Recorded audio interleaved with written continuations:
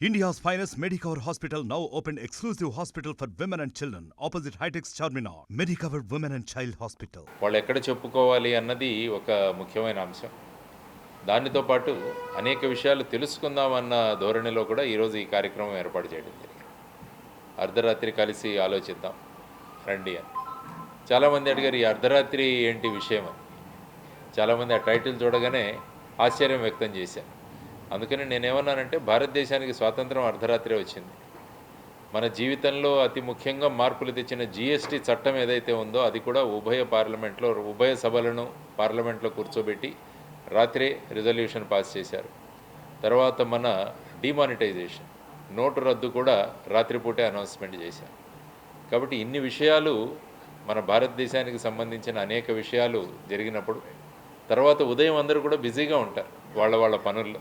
కాబట్టి సాయంత్రం పూట ఈ కార్యక్రమాన్ని పెడితే తీరిగ్గా వాళ్ళు వచ్చి ఈ రాత్రి 12 కావచ్చు 2 కావచ్చు వాళ్ళ విషయాలు తెలియజేస్తే ఇది ముఖ్యంగా నేను తెలుసుకోవడానికి పెట్టిన కార్యక్రమం, అనేక విషయాలు నేర్చుకోవడానికి పెట్టిన కార్యక్రమం.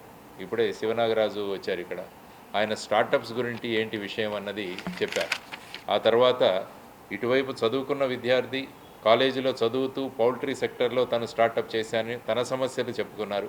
ఆ తర్వాత మా రైతు మిత్రులు ఇక్కడ ఉన్నారు, వినయ్ భూషణ్ రెడ్డి వారు, తర్వాత వారి మిత్రులు గత అనేక సంవత్సరాలుగా వీరు కూడా స్టార్టప్లు చేసుకుంటున్నారు. వీరు కూడా సమస్యలు చెప్పారు. కాబట్టి ఈ స్టార్టప్లో ఉన్న సమస్యలు ఏంటి ముఖ్యంగా చూసుకుంటే మళ్ళీ కరప్షను, ట్రాన్స్పరెన్సీ లేకపోవడం, తర్వాత ఎవరైనా వెళ్ళినప్పుడు వాళ్ళు ఏ భాషలో మాట్లాడాలన్నది ప్రధానమైన సమస్యగా మారిపోతుంది. సో ఇటువంటి విషయాలన్నీ కూడా తెలుసుకుందామన్న ఉద్దేశంతో ఈరోజు ఈ కార్యక్రమాన్ని ఏర్పాటు చేయడం జరిగింది. ఈ కార్యక్రమం ఇలాగే నడుస్తుంటుంది. చాలామంది సంస్థలను కూడా ఆహ్వానించాము. తర్వాత జనరల్గా సోషల్ మీడియా, తర్వాత మీడియా మాధ్యమంలో కూడా ఈ విషయాల గురించి వాళ్లకు తెలియజేయడం జరిగింది. కాబట్టి అనేక సంఖ్యలో వచ్చి వాళ్ళు చెప్పిన విషయాలు, దీని విషయంలో పాలసీల్లో ఏ విధంగా మార్పులు రావాలి, తర్వాత వచ్చేసి ముఖ్యంగా మా మిత్రుడు తర్వాత నేషనల్ ట్రైబల్ ఫెడరేషన్ వారు కూడా ఈరోజు ఇక్కడికి రావడం జరిగింది, కుంభా ఉదయ్ కుమార్ అని. తను కూడా ఎస్టీలకు సంబంధించిన అనేక విషయాలను ముందుకు తీసుకురావడం జరిగింది. ఆ తర్వాత ముంపు మండలాలు ఏవైతే ఉన్నాయో భద్రాచలం, ఖమ్మం జిల్లాలోని 7 మండలాలు అవి ఏ విధంగా డివైడ్ అవ్వడం జరిగింది. తర్వాత ఎస్టీలు అందరికీ కూడా ఈ రిజర్వేషన్ అనేది వర్తించడం లేదు, ముఖ్యంగా రాజకీయ రంగంలో, అంటే మన అసెంబ్లీలో కానీ పార్లమెంట్లో కానీ. వీటి గురించి ఏం చేయాలి అని ఆయన జీవో నెంబర్ 52 గురించి మాట్లాడారు, జీవో నెంబర్ 3 గురించి కూడా మాట్లాడారు. సో ఈ విధంగా అనేక విషయాలు మనం తెలుసుకుంటామన్న ఉద్దేశంతో ఈరోజు ఈ కార్యక్రమాన్ని ఏర్పాటు చేయడం జరిగింది. దానికి మీరు కూడా ముఖ్యంగా మీడియా మిత్రులు రావడం కూడా చాలా ముదావహం. సో ఈ కార్యక్రమం ఇలాగే నడుస్తుంటుంది. అనేక మంది వచ్చి వాళ్ళ విషయాలు తెలియజేస్తారు. ఇది ప్రధానంగా మనం ఇక్కడ పెట్టుకున్న అంశం. తదుపరి కార్యాచరణ అంటే ఇప్పుడు ప్రతి ఒక్కరి ప్రాబ్లం మీరు వింటారు కదా, తర్వాత ఏం చేయబోతున్నారు అంటే ఏది మేజర్ ఇష్యూగా తీసుకొని మీరు గవర్నమెంట్ వరకు తీసుకెళ్తారా, లేకపోతే ఇన్ఫ్లుయెన్స్ బట్టి దాని సొల్యూషన్ వస్తుంది? మనము ఈ విషయాలు తెలుసుకొని ఏ స్థలాల్లో మనం దీనికి సొల్యూషన్ తీసుకురావచ్చు. ఫర్ ఎగ్జాంపుల్ స్టార్టప్స్ గురించి ఆ సంబంధిత విభాగంతో మాట్లాడడం, లేకుంటే ప్రభుత్వానికి ఉత్తరాలు రాయడం, తర్వాత లేకుంటే ఈ రిజర్వేషన్స్ ఈ సందర్భంగా ఎస్టీలకు ముఖ్యంగా మన రాష్ట్రంలో ఉన్న విషయాల గురించి ఎస్టీ కమిషన్కు లెటర్ రాయడం. ఈ విధంగా ఇవన్నీ నోట్ చేసుకొని వీటిని మళ్ళీ వర్గీకరించి ఏవి ప్రభుత్వం దగ్గరికి తీసుకువెళ్ళాలి, ఏది కమిషన్ దగ్గర నుంచి తీసుకురాలి, కోర్టు ద్వారా ఏదైనా సమస్యలు మనం పరిష్కరించవచ్చు, పబ్లిక్ ఇంట్రెస్ట్ లిటిగేషన్స్ వేయడం, అలాంటివన్నీ కూడా చర్చించి ఆ తర్వాత దీన్ని మనం ముందుకు తీసుకెళ్దాం అన్నది ప్రధానంగా మనం తీసుకుంటున్న ఉద్దేశం. ప్రభుత్వం నుంచి ఎలాంటి అంటే ఎంతవరకు రెస్పాన్స్ వస్తుందని మీరు అనుకుంటున్నారు ఈ కార్యక్రమం ద్వారా? అంటే నేనేంటంటే ప్రభుత్వం నుంచి కాదు కానీ ఇప్పుడు ఎందుకంటే ప్రభుత్వం ఆల్రెడీ అనేక ప్రోగ్రాములు పెట్టింది. స్పందన కార్యక్రమం కావచ్చు, లేకుంటే డైరెక్ట్గా డయల్ నెంబర్ కూడా ఇచ్చున్నారు మనకి. సో వాటి ద్వారా కొన్ని సమస్యలు పరిష్కరించబడుతూ ఉండొచ్చు. కానీ ఇక్కడ వచ్చి పరిష్కరించబడని సమస్యలు ఏవైతే ఉన్నాయో కొన్ని విషయాలు ఎక్కడ చెప్పుకోవాలన్నది కూడా ఒక విషయం ఉంటుంది. ఇప్పుడు ఎవరికి చెప్పాలి, ఎలా చెప్పాలి అనేది ఒక ప్లాట్ఫామ్ కూడా లేదు. కాబట్టి అలాంటిది ఒక ప్లాట్ఫామ్ క్రియేట్ చేసి ఇక్కడ చర్చించిన విషయాలను ఏ స్థాయికి మనం ఎక్కడికి తీసుకెళ్లాలన్నది కూడా మనం నిర్ణయించుకున్నాం అన్నది ఒక ప్రయోగం చేస్తున్నాం. ఆ విధంగా చేస్తున్న అంశం.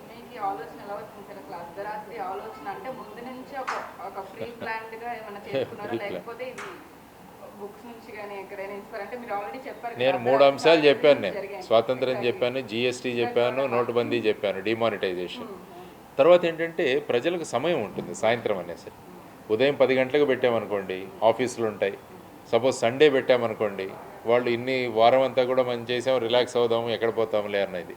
కాబట్టి ఇప్పుడు ఏంటంటే వాళ్ళ తీరికను బట్టి నేను లేదు కేవలం 7 నుంచి 8 వరకు మాత్రమే అని చెప్పలేదు. 7 నుంచి 12 ఆ తర్వాత అయినా కూడా మేము కూర్చుంటాం ఇక్కడ అన్నది చెప్పడం వల్ల ప్రజలు కూడా వాళ్ళ కంఫర్ట్ లెవెల్ని బట్టి వాళ్ళ తీరిక సమయాన్ని బట్టి ఇక్కడికి వచ్చే అవకాశాలు కూడా ఉన్నాయని ఆ విధంగా ఆలోచించి పెట్టిన కార్యక్రమం. అంటే ఇప్పుడు ప్రాబ్లమ్స్ చాలా మంది చెప్పడానికి వస్తున్నారు కదా సార్, రిజర్వేషన్ గురించి కానీ క్యాస్ట్ సిస్టమ్ గురించి కానీ ఇది ఎలా నిర్మూలించవచ్చు అని ఎవరైనా అడిగితే దానికి మీ సమాధానం ఏంటి? అంటే one of my question also, నేను కూడా పార్టిసిపేట్ చేస్తే అడుగుతాను. ఓకే, అడగండి. అంటే ఏంటంటే వాళ్ళ విషయాలు చాలా ఉన్నాయి మన దాంట్లో.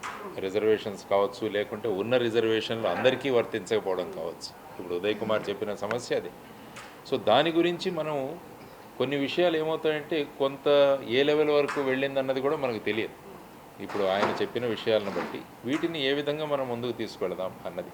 ఎందుకంటే ఎప్పుడు కూడా రిజర్వేషన్లు అన్నవి అందరికీ కనుక వర్తించగలిగితే కొన్ని సంవత్సరాల తర్వాత రిజర్వేషన్ అవసరం కూడా ఉండదు. కానీ ఏమవుతుందంటే కొంతమంది మాత్రమే వీటిను తీసుకోగలుగుతున్నారు. అందువల్ల దానివల్ల క్రీమీ లేయర్ సిస్టమ్ తీసుకురావచ్చా? ఇప్పుడు ఓబీసీ తీసుకుంటే మీకు క్రీమీ లేయర్ సిస్టమ్, అందులో ఇప్పుడు ప్రస్తుతం 8 లక్షల కన్నా ఎక్కువ మీకు ఆదాయం ఉంటే మీకు ఈ రిజర్వేషన్లు వర్తించవన్నది ఉన్నది. దాన్ని ఇప్పుడు 12 లక్షలు చేయాలన్నది ఈ డిమాండ్ జరుగుతుంది దాంట్లో. సో ఆ విధంగా ఇతర రిజర్వేషన్లో కూడా ఆ విధంగా క్రీమీ లేయర్ తీసుకురాగలమా అన్నది మనం చూడగలగాలి. ఒక ఆఫీసర్గా పనిచేస్తున్న వ్యక్తి రిజర్వేషన్ ద్వారా అతనికి ఆఫీసర్గా మారిన తర్వాత వాళ్ళ పిల్లలకు మళ్ళీ అది వర్తించాలా అన్నది కూడా ఒక సమాధానం. ఎందుకంటే ఒక స్థాయికి వాళ్ళు రాగలిగారు, వచ్చిన తర్వాత ఈ రిజర్వేషన్ ఆ స్థాయికి చేరని వాళ్ళకి చేరితే కొన్ని సంవత్సరాల తర్వాత అందరూ ఒక స్థాయికి వస్తారు. ఆ స్థాయిలో ఇంక రిజర్వేషన్లు అవసరమే ఉండదు. సో ఆ విధంగా మార్పులు తీసుకురావాలంటే ఏం చేయాలన్నది కూడా ఒక చర్చాంశం మీరు అన్నట్టు. సో ఇవన్నీ కూడా చర్చలు ఇవన్నీ అవుతాయి. అందుకనే ఈ చర్చనీయాంశం, ఈ విధమైన చర్చలు మనం పెట్టింది అన్నమాట ముఖ్యంగా.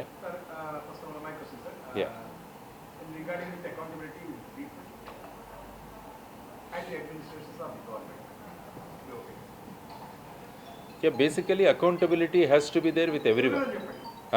అది సో మీరు ఛానల్ ఏమో అనుకున్నాను, మావాడు రెడీగా ఉన్నాడు.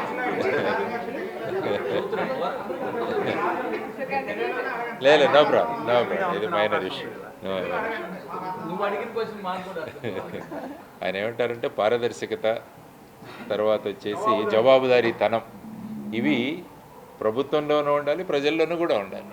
అందరూ జవాబుదారీతో పనిచేయాలి, అందరూ కూడా పారదర్శకంగా ఉండాలన్నది ప్రధానమైన ఇష్యూ. ముఖ్యంగా ప్రభుత్వాలు ఇంకా ట్రాన్స్పరెన్సీగా ఉండాలి, పారదర్శకంగా ఉండాలి. అందుకనే మీరు చూస్తే 2005వ సంవత్సరంలో సమాచార హక్కు చట్టం కూడా తీసుకురండి, రైట్ టు ఇన్ఫర్మేషన్ యాక్ట్ దాని ప్రకారం. కానీ క్రమక్రమంగా ఏమవుతుందంటే చాలా విభాగాలు రైట్ టు ఇన్ఫర్మేషన్ నుంచి వాళ్ళు బయటపడడానికి చాలా ప్రయత్నాలు చేస్తున్నారు. సో ఆ విధంగా మేము రైట్ టు ఇన్ఫర్మేషన్ ప్రకారం ఇవ్వాల్సిన అవసరం లేదు. ముఖ్యంగా ఏంటంటే ఇన్ఫర్మేషన్ అన్నది ప్రజలకు ఇస్తే అప్పుడు ఏమవుతుందంటే నిర్ణయాలు తీసుకునే ప్రభుత్వం కూడా రేపు ఆలోచిస్తారు. ఎందుకంటే మేము తీసుకుంటున్న ప్రతి నిర్ణయం కూడా ప్రజలకు చెప్పాల్సి వస్తుంది. దానికన్నా నేను అంటాను, ఆఫీసు ఫైల్స్ అన్నీ సీక్రెట్ ఫైల్స్ కాకుంటే ఈ ఫైల్స్ అన్నీ కూడా మీరు డిపార్ట్మెంట్ వెబ్సైట్లో పెట్టేయండి. ఏ సెక్రటరీ ఏం రాస్తున్నాడని చెప్పేది కూడా ప్రజలకు తెలియనివ్వండి. అల్టిమేట్గా ప్రజలే ప్రభువులు మనకి, కాబట్టి వాళ్ళకు తెలియాలి ఎవరేం రాస్తున్నారని. కాబట్టి అన్నీ సీక్రెట్గా పెట్టేసి కొన్ని జీవోలు కూడా సీక్రెట్గా ఉంచి వెబ్సైట్లో పెట్టకపోవడం, ఇవన్నీ కూడా హైకోర్టు వరకు వెళ్ళామండి. కాబట్టి ప్రభుత్వాలు ఎప్పుడు కూడా పారదర్శకంగా ఉండాలి, ఎవరైనా వచ్చి రికార్డు చూసుకునే అవసరం వాళ్ళకు ఉండాలి. ఇవన్నీ కూడా చేయాల్సిన అవసరం చాలా ఉంది. ఎందుకంటే ప్రజాస్వామ్యంలో పారదర్శకత అన్నది చాలా ప్రధానమైన అంశం. ఎందుకంటే ప్రజలే ప్రభువులు అన్నది మనం ఎప్పుడూ ఆలోచించాలి. కాబట్టి వీళ్ళు ప్రతినిధులు మాత్రమే, మనం ఎవరినైతే ఎన్నుకుంటున్నామో వాళ్ళు ప్రతినిధి. సో ఆ ప్రతినిధులు అనేక విషయాలని తెలియజేయడం లేదు. కాబట్టి ప్రజలు పారదర్శకతను కోరాలి, తర్వాత ప్రజాప్రతినిధులు కూడా పారదర్శకంగా ఉండాలి, ప్రభుత్వాలు కూడా పారదర్శకంగా పనిచేసినప్పుడే ఏమవుతుందంటే ఒక మంచి స్వరాజ్యం ఏర్పడుతుంది, మంచి సుస్థిర ప్రజాస్వామ్యంలో మనం పనిచేస్తాం. సో ఈ విధంగా చేయాల్సిన అవసరం చాలా మీరు అడిగిన ప్రశ్న. amongst the common man Telugu sir. want to run into the present political situations or common interests? అంటే సర్వసాధారణ వ్యక్తి నేను రాజకీయాల్లో రాగలనా అన్నది ఒక పెద్ద ప్రశ్నార్థకం. అంటే రాజకీయాలంటే ఒక భూతంలాగా తయారు చేసి పెట్టేశారు. మీ దగ్గర డబ్బు ఉంటే తప్ప మీరు రాజకీయాల్లోకి రాలేరు, మీ కొంత వర్గం మీ వెనక ఉంటే తప్ప మీరు రాజకీయాల్లోకి రాలేరు. కాబట్టి చాలామంది ఆలోచించడం మొదలుపెట్టారు, మనం రాజకీయాల్లోకి రాలేమా అన్నది. సో దీన్ని మనం బ్రేక్ చేయాలి.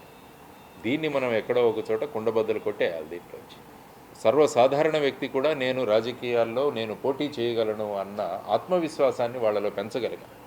దానికోసం ఎన్నో ఎన్నికల సంస్కరణలు రావాలి. ఎన్నికల సంస్కరణ రావాలి. డబ్బు ప్రభావం ఏదైతే ఉంటుందో దాన్ని తగ్గించాలి. ఈ విధంగా మనం చేయగలిగితే, ఫర్ ఎగ్జాంపుల్ మీరు చెప్తాను, తెలంగాణలో ఇప్పటికే జరిగిన ఎన్నికల్లో కొల్లాపూర్ అనే నియోజకవర్గంలో, నాగర్ కర్నూలు జిల్లా కొల్లాపూర్ అనే గ్రామంలో శిరీష అనే ఒక అమ్మాయి, బర్రెలక్క అని కూడా అమ్మాయి మీడియాలో ఆవిడ అమ్మాయి గురించి చాలామందికి తెలుసు. అమ్మాయి నిలబడింది. నేను ప్రస్థాపిత పార్టీలు ఉన్న చోట నేను నిలబడతాను అన్నది ఈ అమ్మాయి. ఆ అమ్మాయి ఏమనిందంటే, నోటిఫికేషన్లు వస్తున్నాయి కానీ మాకు ఉద్యోగాలు రావడం లేదు, నోటిఫికేషన్లు వస్తున్నాయి, పేపర్ లీక్ అవుతోంది, క్యాన్సిల్ అవుతుంది, మరి మా వయసు కూడా పెరిగిపోతుంది, మేము రేపు ఆ పరీక్షలకు అనర్హులుగా ప్రకటించడం జరుగుతుంది. అందువల్ల నేను గనక శాసనసభలో వెళ్ళగలిగితే ఈ నిరుద్యోగుల యొక్క గొంతుకను నేను అవ్వగలను అని చెప్పి ఆ అమ్మాయి అక్కడ నామినేషన్ వేయడం జరిగింది. అది మంచి శుభసూచకం. ఎస్, ఇలాంటి వాళ్ళను ప్రోత్సహించాలి, మనం ప్రోత్సహించాలి. ఎందుకంటే నేను వెళ్ళాను అమ్మాయి దగ్గరికి, వెళ్ళి సపోర్ట్ చేశాము. ఆ అమ్మాయికి 5,764 ఓట్లు వచ్చాయి. శుభసూచకం. అది మొదలైంది ఎక్కడో మార్పు.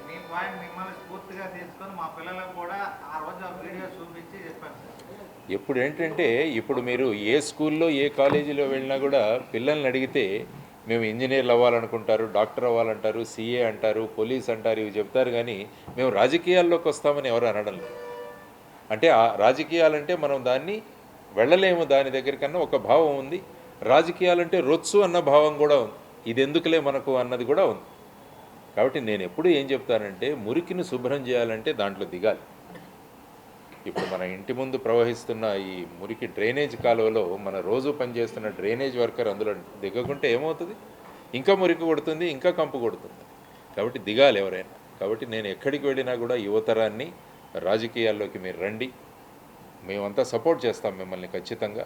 ఈరోజు కాకపోయినా కొన్ని సంవత్సరాల తర్వాత మార్పు వస్తుంది ఖచ్చితంగా అన్నది మనం అందరం కూడా వాళ్ళకి ఇవ్వాల్సిన సందేశం. కాబట్టి మీ ద్వారా నేను యువతరానికి తెలియజేయడం ఏంటంటే, రండి, అందరం కలిసి మనం పనిచేద్దాం, ఒక మార్పును మనం తీసుకొస్తాం. లేకుంటే ఏమవుతుందంటే, వంశపారంపర్యంగా వాళ్ళు వాళ్ళ పిల్లలు, వాళ్ళ మనవలు వీళ్ళే రాజకీయాల్లోకి రావాలన్న ఇంకొక విధానం కూడా అయిపోతుంది. కుటుంబ పాలన అంటాం, కుటుంబ పాలన. అది కూడా ఎందుకు జరపాలి? రాచరికం అని చెప్పేసి మనం వాళ్ళను వదిలేసుకున్నాం. కానీ మళ్ళా రాచరిక ధోరణులే మన ప్రజాస్వామ్యంలో కూడా వస్తున్నాయి. సో ఈ విధంగా మార్పు రావాలన్నది మనం ప్రధానంగా. రాజకీయాలంటే ప్రతి ఒక్కరూ కూడా వాళ్ళు ఆ విషయం మీద వాళ్ళు మక్కువ చూపించాలి అన్నది చాలా ముఖ్యమైన విషయం. అది నేను మీ ద్వారా యువతరానికి ముఖ్యంగా ఇస్తున్న సందేశం. What made you to do this program? అంటే యాక్చువల్గా మీరు డైరెక్ట్గా ఇండైరెక్ట్గా చాలా ఇన్సిడెంట్స్ చూసి ఉంటారు, ఫేస్ చేసి ఉంటారు. ఏది మిమ్మల్ని ఎక్కువ ప్రలోభితం చేసింది? అంటే జనాల్లోకి వచ్చి ఇలా మాట్లాడాలి, ఇలా ప్రోగ్రామ్ పెట్టాలి, వాళ్ళ సమస్యలు తెలుసుకోవాలి, లేకపోతే సూచనలు తెలుసుకోవాలని ఎందుకు అనిపించింది? నేను ఎందుకంటే మామూలుగా తిరుగుతుంటాను, నేను అందరినీ కలుస్తుంటాను, నేను వ్యవసాయం చేస్తాను, నేను కౌలు రైతునే. కాబట్టి రైతుల దగ్గర నుంచి అనేక విషయాలు నాకు తెలుస్తాయి. తర్వాత ఎలక్షన్లు చాలా ముఖ్యమైన అంశం. ఎలక్షన్లలోనే మనము క్యాండిడేట్ల నుంచి అనేక విషయాలు వాళ్ళ దగ్గర నుంచి హామీలుగా తీసుకోవచ్చు. అందుకనే నేను ఏం చెప్తున్నానంటే, ప్రతి ఒక్కరికి కూడా పార్టీలు మేనిఫెస్టోలు తయారు చేస్తాయి. కానీ నేను అనడం ఏంటంటే, ప్రజలు మేనిఫెస్టోలు తయారు చేయాలి, గ్రామాలు మేనిఫెస్టోలు తయారు చేయాలి. ఇచ్చి ఈ క్యాండిడేట్లు ఎప్పుడైతే మా దగ్గరికి వస్తారో, ఇది మా గ్రామం మేనిఫెస్టో, మీరు ఇది చేస్తామని మాకు హామీ ఇవ్వండి అని. ఈవెన్ మేము తెలంగాణలో జరిగిన గ్రామ పంచాయతీ ఎలక్షన్లలో వీళ్లను బాండ్ పేపర్ మీద రాసివ్వమని కూడా మేము అడిగాం క్యాండిడేట్లు. రేపు నేను ఎన్నికవుతే ఇవన్నీ నేను చేస్తానని బాండ్ పేపర్ మీద రాసివ్వండి. నేను విశాఖపట్నం నుంచి కంటెస్ట్ చేసినప్పుడు నేను కూడా రాసిచ్చాను. విశాఖపట్నంలో నన్ను కనుక మీరు ఎంపీగా ఎన్నుకుంటే ఇవన్నీ చేస్తానని చెప్పేసి బాండ్ పేపర్లో. ఒక రాజకీయాలంటే ఏమైపోయిందంటే మాయమాటలు చెప్పడం, ప్రజల్ని మోసపుచ్చడం, ఇదే రాజకీయం అయిపోయింది. మనం అందరం కూడా రాజకీయం నుంచి రాజనీతిగా మార్చగలగాలి. ఇది యాక్చువల్గా ఇది రాజనీతి శాస్త్రం, దాన్ని మనం రాజకీయ శాస్త్రంగా మార్చేసాం. కాబట్టి అబద్ధాలు చెప్పడం, అపోహలు కురిపించడం, వాళ్ళ ఎమోషన్లతో ఆడుకోవడం, వాళ్ళ భావోద్వేగాలతో ఆడుకోవడం, ఇవే రాజకీయాలు అయిపోయి. ఇప్పుడు చూడండి, పొలిటికల్ స్పీచెస్ ఎక్కడైనా మీరు వింటే ఎక్కడైనా ఒక అభివృద్ధి గురించి వీటి గురించి ఎక్కడైనా డిస్కషన్ జరుగుతుందా? వాళ్ళను వాళ్ళు తిట్టుకోవడం, వీళ్ళని తిట్టుకోవడం, ఈ విధంగా బ్లాక్ బస్టర్ అనడం, ఇలాంటి రకరకాల మాటలు మాట్లాడుతున్నారు. కాబట్టి ఇది కాదు రాజకీయం. అదంటే ఇదంతా ఏంటంటే రాజకీయం అంటే డబ్బులు ఎప్పుడు వస్తాయంటే రాజకీయాలు చేస్తే డబ్బులు అవసరం ఉంటుంది. రాజకీయాలు చేయాలంటే డబ్బులు అవసరం ఉంటుంది, ఎందుకంటే మోసం చేయాలి, మాయ చేయాలి. కానీ మనం అందరం కలిసి కనుక మాకు రాజకీయాలొద్దు, రాజనీతి కావాలని మనం ఎప్పుడైతే అడిగే స్థాయికి మనలో చైతన్యం రాగలిగితే అప్పుడు ఏమవుతుందంటే సిస్టమ్ మారుతుంది. అందువల్ల ప్రజలలో, ముఖ్యంగా ఓటర్లలో కూడా చైతన్యం తీసుకురావాలన్నది ప్రధానమైన ఉద్దేశం. అందువల్ల స్కూల్స్, కాలేజెస్లో ముఖ్యంగా ఓటరు చైతన్య వేదికలు కూడా చాలా కండక్ట్ చేశాం. ప్రతి ఒక్క విద్యార్థి 18 సంవత్సరాలు నిండగానే వారు ఓటర్గా నమోదు చేసుకోవాలి. తరువాత ఓటర్ లిస్టులో పేరు ఉందో లేదో చెక్ చేసుకోవాలి. ఓటింగ్ రోజున ఖచ్చితంగా వెళ్ళి ఓటు వేయాలి. సో ఈ విధంగా రాజకీయ చైతన్యము, రాజనీతి చైతన్యము రావాలంటే ఈ పనులన్నీ చేయగలిగితే ఏమవుతుందంటే 95% పోలింగ్ కనుక మనం చేయించగలిగితే ఓటు బ్యాంకు రాజకీయాలు అన్నవి వెనకబడతాయి. ఇప్పుడేముంది, నా ఓటు బ్యాంకు నేను తయారు చేసుకొని వాళ్ళకి ఏం కావాలంటే అది ఇచ్చి వాళ్ళ ఓట్లు నాకే పడేటట్టుగా చేయడం వల్ల ఈ ఓటు బ్యాంకు రాజకీయాలు వస్తాయి. కాబట్టి ఓటు పర్సంటేజ్ పెరగాలి. హైదరాబాద్లో 46% మాత్రమే ఓటేశారు ఈ ఎలక్షన్లో. తెలంగాణలో మీరు చూసుకుంటే మరి హైదరాబాద్లో ఎంతమంది చదువుకున్న వాళ్ళు ఉన్నారు, మరి వాళ్ళు ఎందుకు ఓటు వేయట్లేదు? సో ఈ విధమైన ప్రశ్నలు ముఖ్యంగా మనం ఓటర్ల మనస్సుల్లోకి, యువతరంలోకి మనం జొప్పించగలిగితే వాళ్ళలో ఒక చైతన్యం వస్తుంది. ఎప్పుడైతే ఓటరు చైతన్యవంతుడు అవుతాడో అప్పుడు ఈ రాజకీయాలు రాజనీతి దిశగా మారుతాయి. ఓటరు చైతన్యవంతుడు కానంత వరకు ఈ రాజకీయాలు ఇంకా కుటిల రాజకీయాలుగా మారుతాయి. సో వీటిని మనం మార్చగలగాలి అన్నది ప్రధానమైన ఉద్దేశం. ఎందుకంటే మీరు అన్నట్టు ఈ టైం ఈజ్ వెరీ ఇంపార్టెంట్. ఎలక్షన్ల ముందే ఒక వాతావరణం ఉంటుంది. యాక్చువల్గా 5 సంవత్సరాలు కూడా ఈ విధంగా జరగాలి, చర్చలు జరగాలి, అభివృద్ధి ఏం జరిగింది, పాలసీలు ఏం జరిగింది. కానీ మన రాష్ట్రంలో కానీ దేశంలో కానీ ముందుగా ఎలక్షన్ల ముందు ఈ వాతావరణం కొంచెం వేడెక్కుతుంది. కాబట్టి ఈ వేడెక్కిన వాతావరణంలోనే ఇటువంటి ఆలోచనలు మనం పంపించగలగాలి అన్నది కూడా ఒక ఉద్దేశం మీరు అన్నట్టు ఈ మీటింగ్. మరిన్ని వీడియోస్ కోసం ఛానల్ ని సబ్స్క్రైబ్ చేయండి, లేటెస్ట్ అప్డేట్స్ కోసం వాట్సాప్ ఛానల్ ని ఫాలో చేయండి అండ్ లింక్ డిస్క్రిప్షన్ లో ఉంది.